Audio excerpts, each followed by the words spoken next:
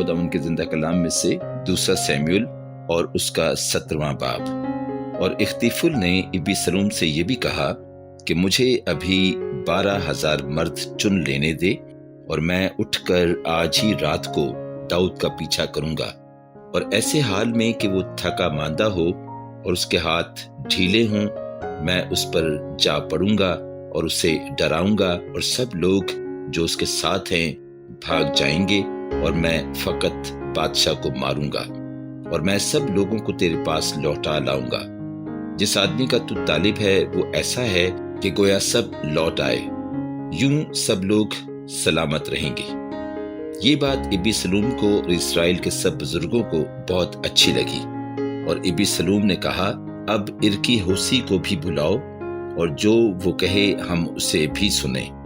जब होसी इबीसलूम के पास आया तो इबीसलूम ने उससे कहा कि इख्तीफुल ने तो ये कहा है, क्या हम उसके कहने के मुताबिक अमल करें? अगर नहीं तो तू बता। होसी ने इबीसलूम से कहा कि वो सलाह जो इख्तीफुल ने उस बार दी है अच्छी नहीं। माँ सिवा इसके होसी ने ये भी कहा कि तू अपने बाप को और उसके आदमियों को जानता है कि वो जबरदस्त लोग हैं, और वो अपने दिल ही दिल में उस रीछनी की मानिंद जिसके बच्चे जंगल में छिन गए हों झिला रहे होंगे, और तेरा बाप जंगी मर्द है और वो लोगों के साथ नहीं ठहरेगा। और देख, अब तो वो किसी गार में या किसी दूसरी जगह छुपा हुआ होगा, और जब शुरू ही में थोड़े से कत्ल हो जाएंगे तो जो कोई सुनेगा वो यही कहेगा कि इबीसलूम के पैरुओं के दरमियान तो खून रेजी शुरू है। तब वो भी जो बहादुर है और जिसका दिल शेर के दिल की तरह है बिल्कुल पिघल जाएगा, क्योंकि सारा इस्राएल जानता है कि तेरा बाप जबरदस्त आदमी है और उसके साथ के लोग सूरमा हैं। सो मैं ये सलाह देता हूँ कि दान से बीर सबा तक के सब इस्राएली समंदर के किनारे की रेत की तरह तेरे पास कसरत से इकट्ठे किए जाएं, और तू आप ही लड़ाई पर जाए। यूं हम किसी न किसी जगह जहां वो मिले उस पर जा ही पड़ेंगे, और हम उस पर ऐसे गिरेंगे जैसे शबनम जमीन पर गिरती है। फिर ना तो हम उसे और ना उसके साथ के सब आदमियों में से किसी को जीता छोड़ेंगे। माँ सिवा इसके अगर वो किसी शहर में घुसा हुआ होगा तो सब इस्राएली उस शहर के पास रस्सियां ले आएंगे और हम उसको खींचकर दरिया में कर देंगे, यहाँ तक कि उसका एक छोटा सा पत्थर भी वहां नहीं मिलेगा।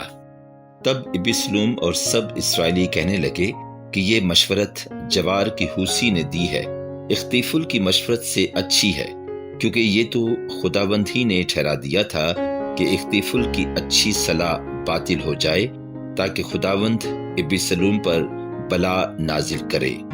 तब होसी ने सदूक और इब्यातर काहिनों से कहा कि इख्तीफुल ने इबीसलूम को और बनी इस्राएल के बुजुर्गों को ऐसी ऐसी सलाह दी, और मैंने ये सलाह दी। सो अब जल्द दाऊद के पास कहला भेजो कि आज रात को दश्त के घाटों पर ना ठहर, बल्कि जिस तरह हो सके पार उतर जाना, ऐसा ना हो कि बादशाह और सब लोग जो उसके साथ हैं निगल लिए जाएं।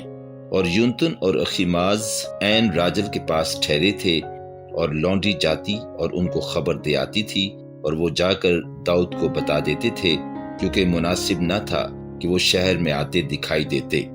लेकिन एक छोकरे ने उनको देख लिया और इबीसलूम को खबर दी, पर वो दोनों जल्दी करके निकल गए और बहूरियम में एक शख्स के घर गए जिसके सहन में एक कुआं था। सो वो उसमें उतर गए, और उसकी औरत ने पर्दा लेकर कुएं के मुंह पर बिछाया और उस पर दला हुआ अनाज फैला दिया, और कुछ मालूम नहीं होता था। और इबीसलूम के खादिम उस घर में उस औरत के पास आए और पूछा कि इखिमाज और यूनतन कहाँ हैं? उस औरत ने उनसे कहा, वो नाला के पार गए। और जब उन्होंने उनको ढूंढा और ना पाया तो यरूशलेम को लौट गए। और ऐसा हुआ कि जब ये चले गए तो वो कुएं से निकले और जाकर दाऊद बादशाह को खबर दी, और वो दाऊद से कहने लगे कि उठो और दरिया पार हो जाओ, क्योंकि इख्तीफुल ने तुम्हारे खिलाफ ऐसी ऐसी सलाह दी है। तब दाऊद और सब लोग जो उसके साथ थे उठे और यरदन के पार गए, और सुबह की रोशनी तक उनमें से एक भी ऐसा न था जो यरदन के पार ना हो गया हो। जब इख्तीफुल ने देखा कि उसकी मशवरत पर अमल नहीं किया गया تو اس نے اپنے گدھے پر زین کسا اور اٹھ کر اپنے شہر کو اپنے گھر گیا اور اپنے گھرانے کا بندوبست کر کے اپنے کو پھانسی دی اور مر گیا اور اپنے باپ کی قبر میں دفن ہوا۔ تب داؤد مہنام میں آیا اور ابیسلوم اور سب اسرائیلی مرد جو اس کے ساتھ تھے یردن کے پار ہوئے، اور ابیسلوم نے یوآب کے بدلے اماسا کو لشکر کا سردار کیا۔ یہ اماسا ایک اسرائیلی آدمی کا بیٹا تھا جس کا نام اترا تھا۔ اس نے ناحس کی بیٹی ابیجیل سے جو یوآب کی ماں زرویا کی بہن تھی صحبت کی تھی، اور اسرائیلی اور ابیسلوم جلاد کے ملک میں خیمہ زن ہوئے۔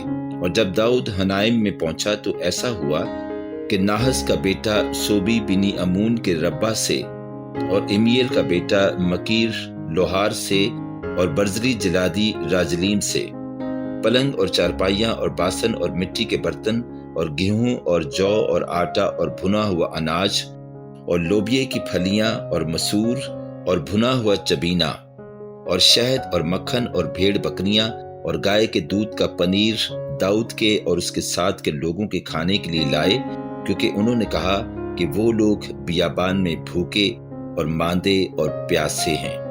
پاک کلام کے پڑھے اور سنے جانے پر خداوند کی خاص برکت ہو، آمین۔